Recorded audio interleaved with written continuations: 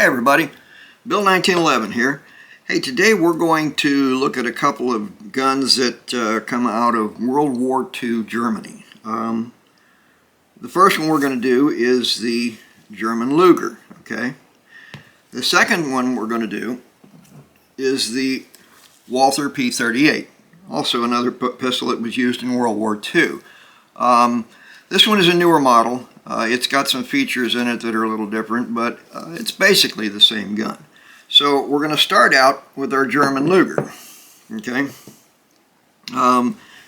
This gun was originally, they started manufacturing them in about 1898. I think that's when it was actually patented.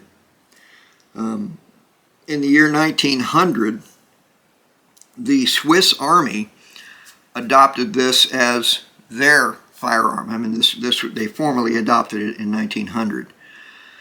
In 1906, I think, the German Marine, their Navy, adopted this gun. And then in 1908, the Army adopted these. Sometimes this is referred to as a P-8 Luger. So anyway, it's a decent gun. It's not bad. It's what they call a toggle lock breech system, okay? So the way it works is that the slide, or in other words the bolt, is on this toggle action, this grasshopper type action. Grasshopper is another vernacular for it, another name.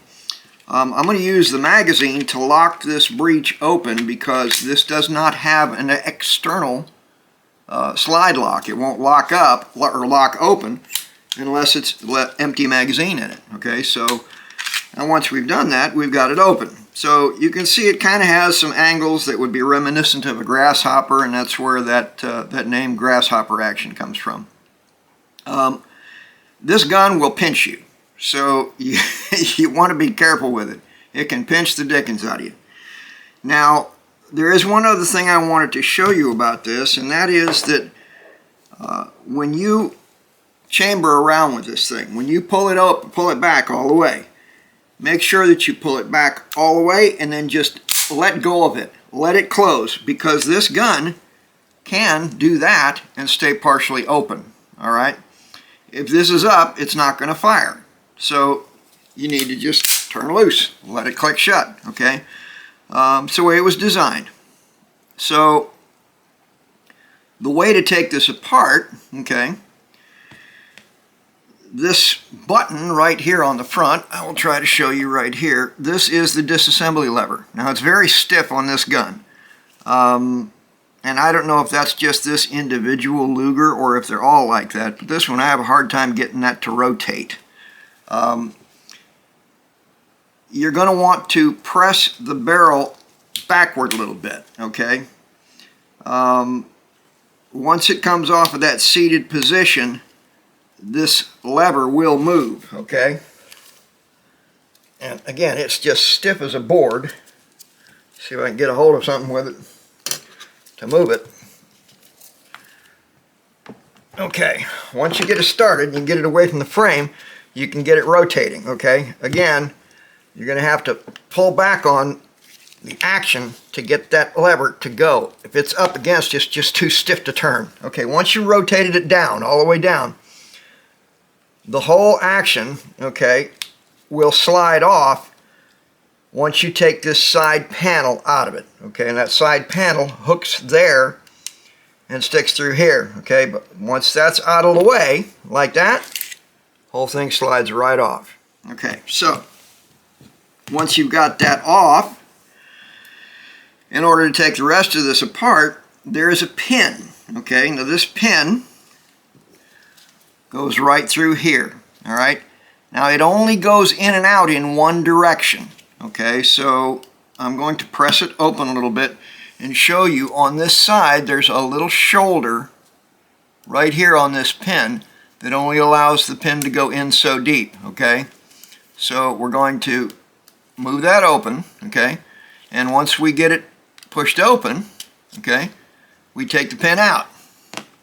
And now it'll just pop open for us.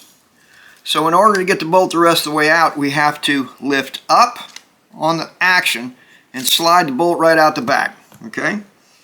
So now we're down, we've got the barrel down to the level where we can use our cleaning rod on it and clean it. Unfortunately, this particular Luger, the barrel is completely toast on it. It's got a tremendous amount of rust in it. There's barely any rifling left in this gun. It still shoots, but it's very, very inaccurate. It's kind of sad if you ask me. The gun came to me like this, and unfortunately, this is what I've got. So, let's take the bolt apart. So, how do we get the bolt apart? Okay, it's pretty simple.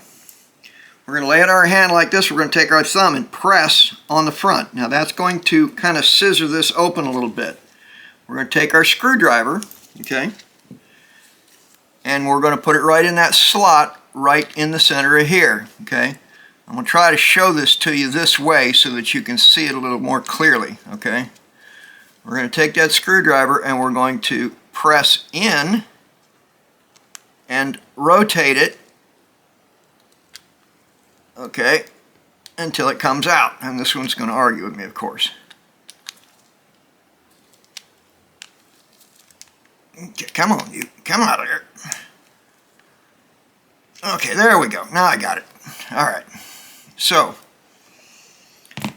on the side of this little piece, you're going to see a little bump. Okay, that bump, okay, is going to fit into this kind of slot that's right here on this side, and there's a cut in there that allows that bump to go in and rotate in and lock in position. Alright, so once we've got that part out, okay, we can take the firing pin, which is actually this piece right here, and push it right out through the back, okay, and that has the bolt disassembled, okay. I don't really think you need to take it down any further than this. If you absolutely had to, you could drive this pin out of here and drive this pin out of here, okay? I don't strictly think it's all that necessary. Everything is nice and free and clean in this thing, so I'm not going to go that far down. So, to put it back together, it is the inverse operation. Okay, we're going to drop the firing pin back in. It'll only go all the way in one direction. So if you don't have it right, it just isn't going to drop in. Rotate it until it's in the right position and it will fall right into place, okay? We're going to take this piece right here, and remember that little lobe that's on the side of this piece that has to cut through this little notch here, alright? So we're going to drop that into place, okay?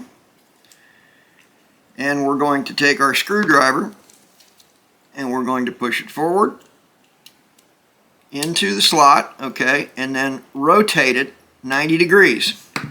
And that's going to lock it into place, okay? Once we've got that locked into place, all right, we're good to go. So, now we're going to slip the whole thing back together. Now you would normally lubricate all this and get it all ready to go. There are two rails you can see that are right here, okay, in this gun. That's one, and that's the other, okay. That's where the bolt is going to slide into place, all right. It's going to slip right in through there. Now, it's going to come to a stop. So again, you have to pick up and slide it forward. Now, what has to happen now is you have to rotate this back into position and put that pin back through it, okay. So again, it'll only go in from one side, and you'll be able to see there's like a little ring cut into the one side that's going to correspond to this small shoulder that's on this shoulder pin, okay. So you may have to wrestle with it a little bit to get it in the right position, to get it to go through. But it's not a real hard fit. Yep, I missed it.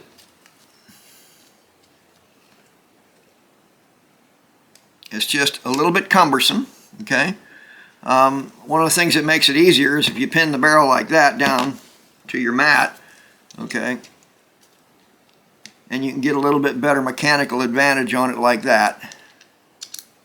Stick your pin through, find the hole. Once it goes all the way through, it's going to be flush on both sides, okay? Now you can see you've got it all the way in. If you have the pin in backwards, it won't go all the way in flush. It'll go in, but it won't go all the way in. So you've got to have that in all the way. Once you're like that, you can give it a little press down, and it's going to lock that bolt shut. Now, back here on the back of this, there's this little guy right here, okay, this little T-shaped bar. This T-shaped bar has to fit underneath, okay, this rail that goes down at about a 30-degree angle. I'm going to try and show it to both cameras so you can get a good look at it. It does not go on top of this, it goes underneath it, okay? If you don't get it underneath, it's not, the gun is not going to work. So you're going to want to fold it out of the way, turn your handle upside down, and get it started. Just get it started, okay? Once you've got it started, you can turn it over, and gravity will drop it right down into place where it's supposed to be. Once we've got it back underneath where it belongs, okay? All right, we're going to take our side plate and hook it right underneath here.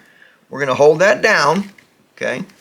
Push back a little bit on the barrel, take some of the tension off it, and rotate that disassembly lever back up into place. Okay, once that's into place, we're back together. And that is your 1939 German Luger, P-8 Luger, okay? That's your safety, okay? And that's it's a pretty cool little pistol. So there she is, the P-8 Luger. Hey everybody, Bill 1911 here.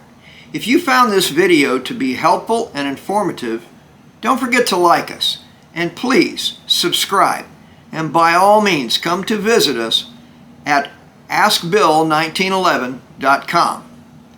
Also, I want to talk to you about something that's very important to us, and that's your safety.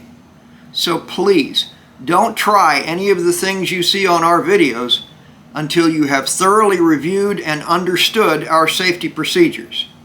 If you're under 18 years of age, do not try any of these topics without the express permission of your parent or guardian. Thank you.